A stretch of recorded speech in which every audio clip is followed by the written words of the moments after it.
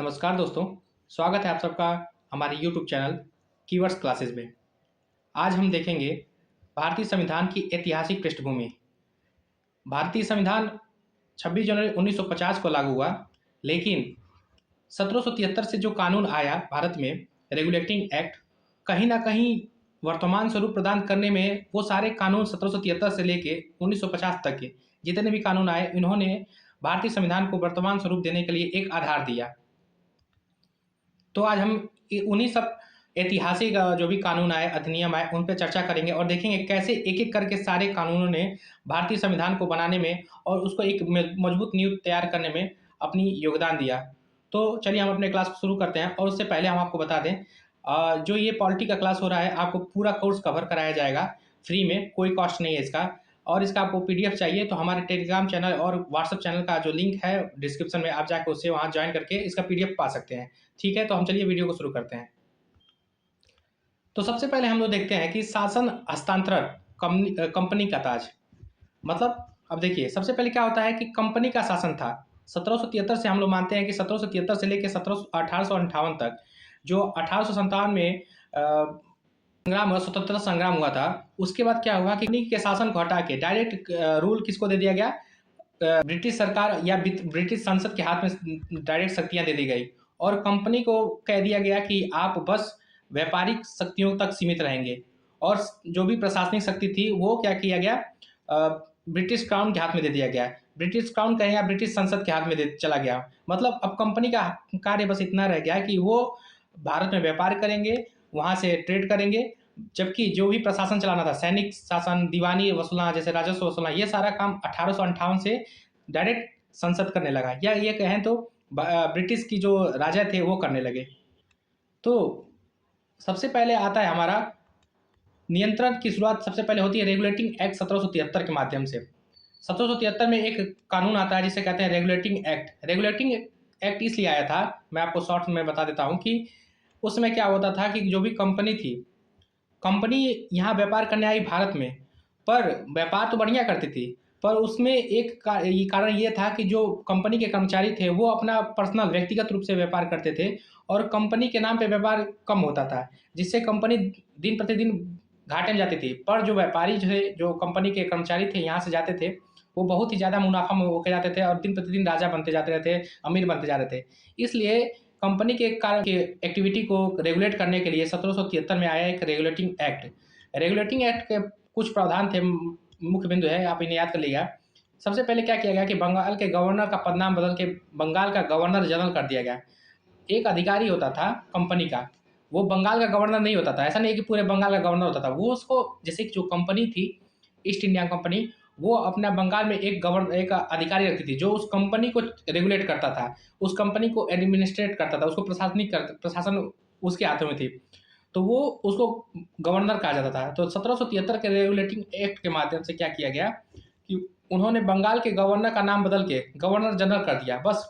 और सबसे पहला ये पद पाने वाला व्यक्ति था लॉर्ड वारेन हेस्टिंग। ठीक है, फिर क्या किया गया कि कार्यकारी परिषद थी, जो गवर्नर को एक 4 लोगों की वो मिली थी, एक परिषद था, एक काउंसिल था, तो सहायता के लिए 4 सदस्यीय एक काउंसिल की गठन किया गया। फिर क्या किया गया, अगला स्टेप ये हुआ कि मद्रास और बम्बई प्रेसिडेंसी को बंगाल के अधीन कर दिया गया। मतलब क्या हुआ कि जो पहले एक बंगाल में भी था, एक मद्रास में भी था और एक बम्बई में था, 3 अलग अलग गवर्नर होते थे, वो अपना तीनों अलग अलग अपना क्या कहते हैं कि शासन करते थे। पर इस रेगुलेटिंग एक्ट के माध्यम से क्या किया उन्होंने कि मद्रास और बम्बई के जो गवर्नर थे, उनको कहा कि आप बंगाल के गवर्नर जनरल के अधीन हो जाएंगे। तो इससे क्या हुआ, एक सत्ता को केंद्रीकरण करने किया गया, मतलब कि शक्तियां एक व्यक्ति के अंदर अब केंद्रित होने लगी।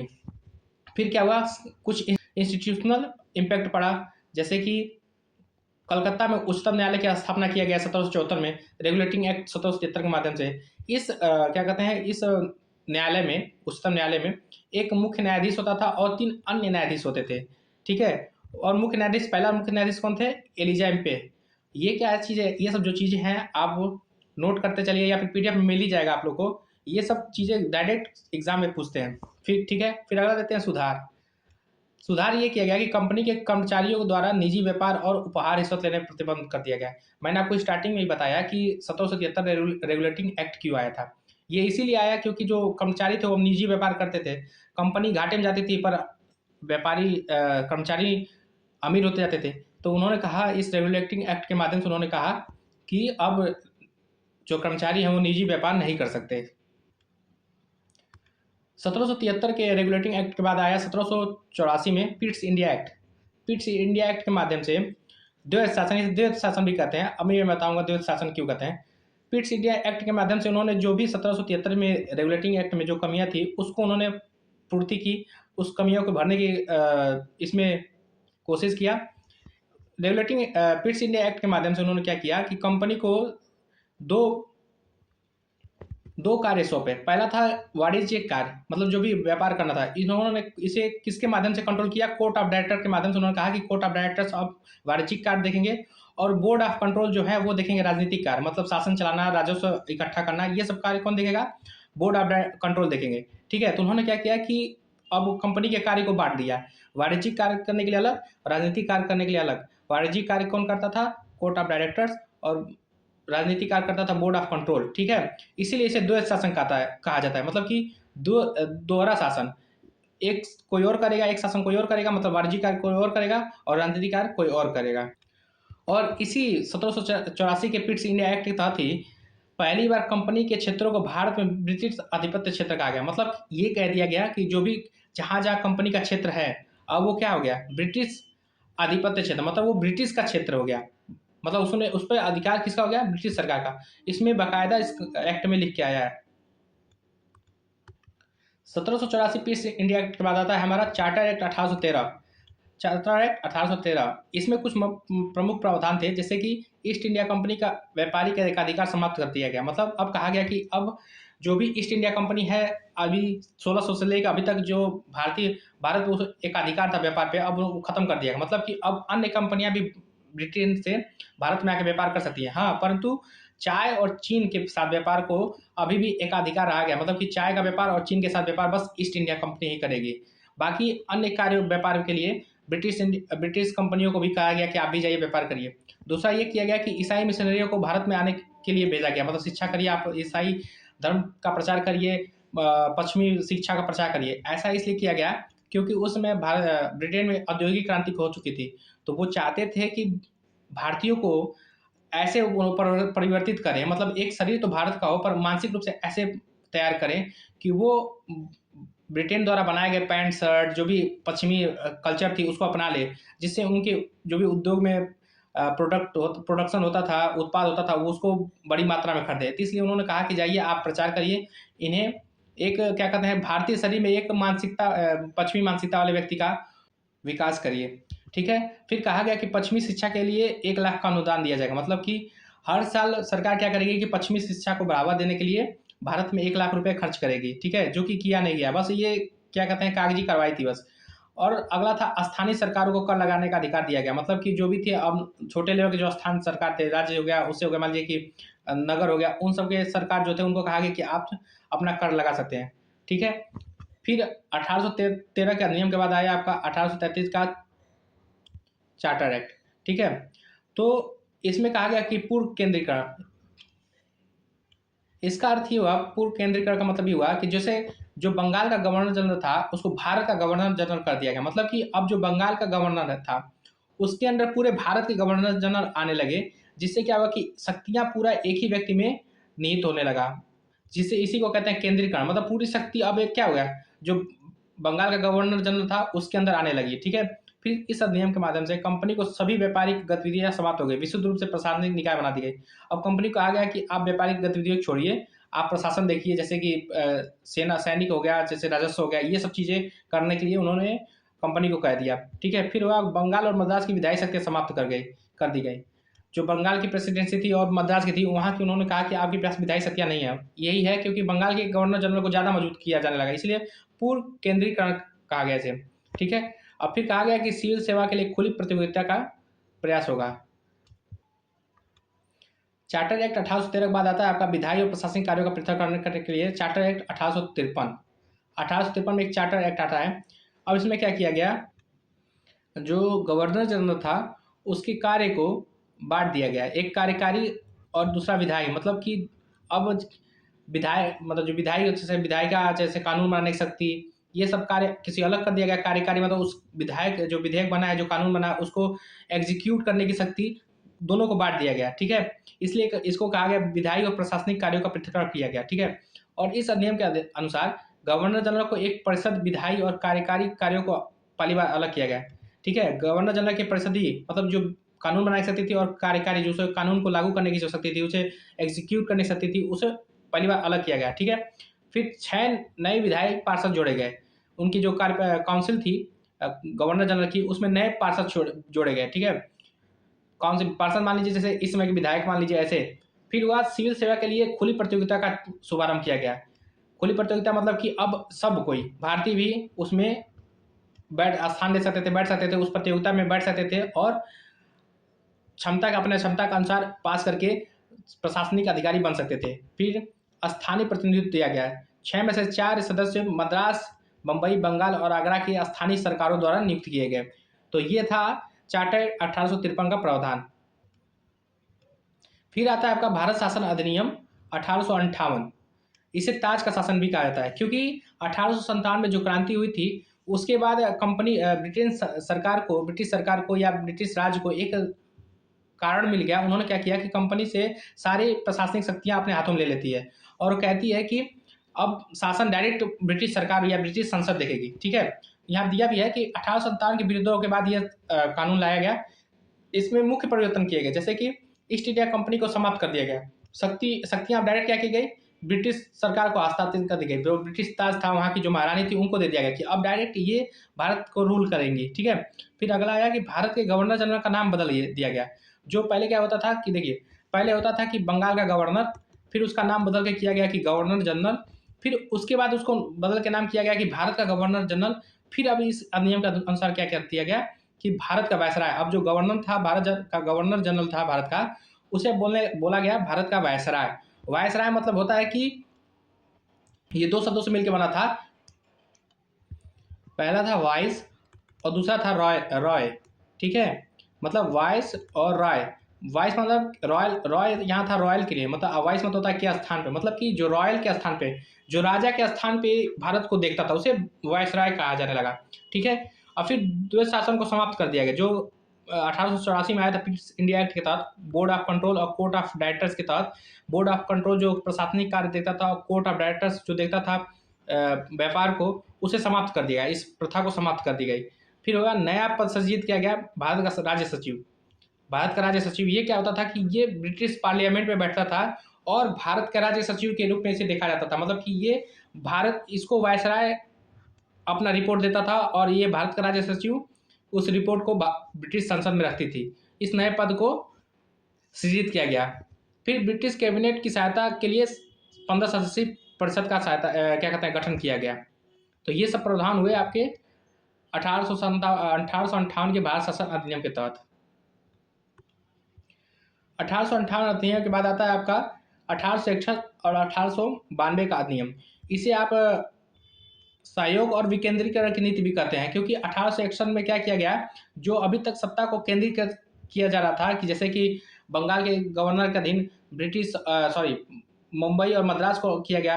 फिर भारत के गवर्नर जनरल के अधीन पूरे भारत के गवर्नर को किया गया। मतलब क्या, सत्ता एक व्यक्ति के अंदर दी जाने लगी।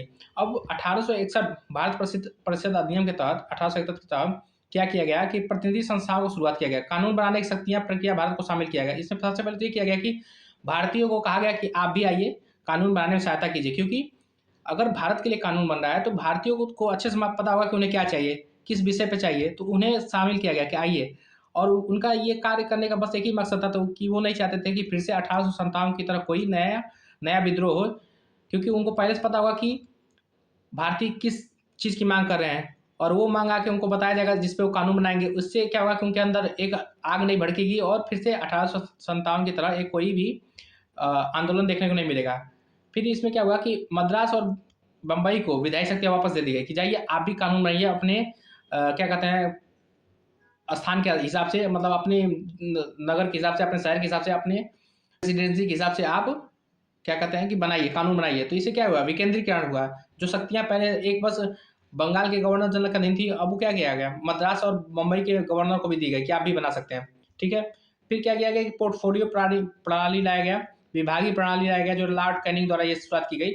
फिर वायसराय को शक्ति गई कि अगर वो चाहे तो अध्यादेश जारी कर सकता है। ठीक है, फिर भारतीयों को नामित किया गया, जैसे कि बनारस के राजा, पटियाला के महाराज और सर्वदिक्कर राव को इस गवर्नर जनरल के परिषद में शामिल किया गया, नॉमिनेट किया गया। फिर अगला आया कि भारत परिषद अधिनियम 1892। इसमें ये हुआ कि गैर सारी सरकारी सदस्यों की संख्या में वृद्धि की गई। फिर अगला, विधान परिषद के कार्य विस्तारित किए गए, बजट पर बहस करने और कार्यपालिका से प्रश्न पूछने का अधिकार इस 1892 के कानून के तहत दिया गया। उसके बाद आता है हमारा 1909 का मार्ले मिंटो सुधार, इसे कहा गया है। इससे सांप्रदायिकता का वैधीकरण किया गया। मतलब इसमें सबसे पहले क्या किया गया कि जो उस समय के लॉर्ड मार्ले थे राज्य सचिव, जो आपको मैंने बताया कि एक राज्य सचिव होते थे भारत के लिए, जो ब्रिटिश पार्लियामेंट में बैठते थे, जिनको वायसराय क्या करता था, रिपोर्ट करता था, और ये वायसराय की रिपोर्ट को पार्लियामेंट में रखते थे। तो उसमें के मार्ले क्या थे, लॉर्ड मार्ले थे राज्य सचिव थे, और मिंटो क्या थे, भारत के वायसराय थे। तो इन्हीं के नाम पे पड़ा मार्ले मिंटो सुधार या मार्ले मिंटो अधिनियम 1909। ठीक है, सबसे पहले इसमें क्या था कि मुसलमानों को पृथक निर्वाचन की व्यवस्था की गई। पृथक निर्वाचन मतलब ये हुआ कि मुसलमान ही लड़ेंगे और उनको मुसलमान ही वोट करेंगे, इसलिए इसे पृथक निर्वाचन कहा जाता था। ठीक है, सांप्रदायिक, लॉर्ड मिंटो को सांप्रदायिक निर्वाचन का जनक भी कहा जाता है। ये सब क्वेश्चन बनते हैं एग्जाम में। फिर अगला आता है कि भारतीयों का प्रवेश। अभी हम लोगों ने पिछले अधिनियम देखा कि विधायी परिषद में उन्होंने भारतीयों को प्रवेश किया। अब उन्होंने क्या किया कि वायसराय के कार्यकारी परिषदों में जो एग्जीक्यूटिव था, जैसे इस समय के मंत्री होते हैं जिन्हें कार्यपालिका कहते हैं, वैसे ही उस समय के जो कार्यकारी परिषद था उसमें उन्होंने क्या किया, भारतीयों का प्रवेश लिया कि आप आइए और एग्जीक्यूट करिए, जो भी विधेयक बनते हैं उसको अपने स्थान के हिसाब से, मतलब उस जगह के मांग के हिसाब से उसको एग्जीक्यूट कीजिए। और पहला व्यक्ति कौन था, सत्येंद्र प्रसाद सिन्हा को उन्होंने भारत के वायसराय की कार्यकारी परिषद में स्थान दिया। ठीक है, फिर इसमें क्या हुआ कि विधायी विस्तार किया गया। केंद्रीय विधान परिषद का विस्तार 16 सदस्य से बढ़ा के 60 सदस्य कर दिए गए। फिर सदस्यों को बजट पर संकल्प रखने का अधिकार दिया गया। जो सदस्य होते थे उन्हें बजट पर बात करने, चर्चा करने इत्यादि की शक्तियां दी गई। पार्लियामेंट सुधार के बाद आता है आपका हमारा मॉन्टेग्यू चेम्सफोर्ड सुधार, जो 1919 में आता था, आया मॉन्टेग्यू चेम्सफोर्ड एक्ट 1919 में। ठीक है, अब इस एक्ट के माध्यम से क्या किया गया कि प्रांतों में द्वैत शासन ला दिया गया। प्रांतों में द्वैत शासन किस तरह से लाया गया, सबसे पहले क्या किया गया कि आरक्षित विषय किया गया। जैसे कि जो ऐसे विषय लाए गए, कुछ विषय थे जो मेन विषय थे, मुख्य विषय थे, जैसे रक्षा हो गया, राजस्व वसूलना हो गया, जैसे क्या कहते हैं प्रशासन करना हो गया, ये सब कार्य किसको दिया गया, गवर्नर को दिया गया, और उसी कार्यकारी परिषद को दिया गया, जैसे पुलिस, जेल, न्याय, ये सब जो मुख्य विषय थे उस समय के, और ये इस समय के जो भी हो, उसको क्या किया गया, गवर्नर को दिया गया। और जो उतने विशेष सब्जेक्ट नहीं थे, विषय नहीं थे, उसे क्या किया गया कि गवर्नर के माध्यम से मंत्रियों को दिया गया कि आप शिक्षा, जैसे स्वास्थ्य हो गया, ये सब कार्य कौन करेगा, जो मंत्री उस समय होते थे कार्यकारी परिषद के, उनको दिया गया। ठीक है, उस राज्य के प्रांत के मंत्रियों को दिया गया कि आप इस विषय को लीजिए, गवर्नर के सलाह से, गवर्नर की सहायता से आप इस हस्तांतरित विषय को करिएगा। ठीक है, तो 1919 का एक प्रमुख प्रावधान ये था, क्या किया गया 1919 के एक्ट का प्रमुख प्रावधान ये था कि प्रांतों में द्वैत शासन लाया गया। आरक्षित विषय जो गवर्नर और उसका कार्यकारी परिषद करता था, फिर हस्तांतरित विषय जो प्रांतों के मंत्री करते थे। ठीक है, फिर क्या किया गया कि केंद्रीय विधानमंडल का गठन किया गया। इसमें द्विसदनीय व्यवस्था की गई, उच्च सदन और जिसे राज्य परिषद कहा जाता था, और फिर निम्न सदन। देखिए, मैंने आपको स्टार्टिंग बताया कि जो आज का हम लोग का संविधान दिखता है, वो कहीं ना कहीं जो भूतकाल में, चाहे जो भी ब्रिटिश समय में जो कानून आए, उसके कुछ प्रावधानों उससे इससे प्रेरित है। तो देखिए, जैसे कि 1919 में क्या किया गया, केंद्रीय विधानमंडल का गठन किया गया, जो कि द्विसदनीय था। एक क्या होता था, एक उच्च सदन जिसे राज्य परिषद कहते थे, और निम्न सदन जिसे विधान परिषद कहते थे या विधानसभा कहते थे। ठीक है, और प्रत्यक्ष चुनाव की शुरुआत की गई इसी कानून के माध्यम से, इसी एक्ट के माध्यम से प्रत्यक्ष चुनाव का शुरुआत किया गया। ठीक है, फिर इस कानून में क्या किया गया, लोक सेवा आयोग का गठन, ली आयोग का गठन किया गया, जिससे कहा गया कि एक लोक सेवा आयोग का गठन किया जाएगा, जिससे कि खुली प्रतियोगिता कराया जा सके। ठीक है, और इस 1919 का एक्ट में इसकी बात किया गया, पर 1922 में जाके लोक सेवा आयोग का गठन किया गया। ठीक है, फिर सिख, ईसाइयों और आंग्ल भारतीयों के लिए भी पृथक निर्वाचन का कर दिया है कि अब जो सिख हैं, ईसाई हैं, आंग्ल भारतीय हैं, उन्हें भी कहा गया कि अब आपको भी पृथक निर्वाचन का शक्तियाँ दी जाती हैं। मतलब कि वहाँ से सिख, ईसाई, आंग्ल, भारतीय लड़ेंगे और उन्हें वोट भी उन्हीं के समुदाय के लोग करेंगे। फिर 1919 के बाद आता है सांप्रदायिक अवार्ड, ठीक है? सांप्रदायिक अवार्ड जो कि 1932 में आता है। उसके पहले साइमन कमीशन 1927 में भारत आता है, ठीक है? इसका कार्य क्या था? 1919 में जो एक्ट बना था उसका समीक्षा करना था। पर इसको लेके एक विवाद हो गया क्योंकि आप इस ऐसे एक्ट की समीक्षा कर रहे हैं जो कि भारतीयों के लिए बना था और उस एक्ट की समीक्षा करने के लिए आपके आपके जो सदस्य थे उसमें कोई भी भारतीय था ही नहीं, सारे के सारे अंग्रेज थे। तो इस बात को लेके बवाल हुआ कि आप ये बताइए जिस चीज़ की आप समीक्षा करने जा रहे हैं, जिन लोगों की समीक्षा करने जा रहे हैं, उन लोगों में से किसी को लीजिए।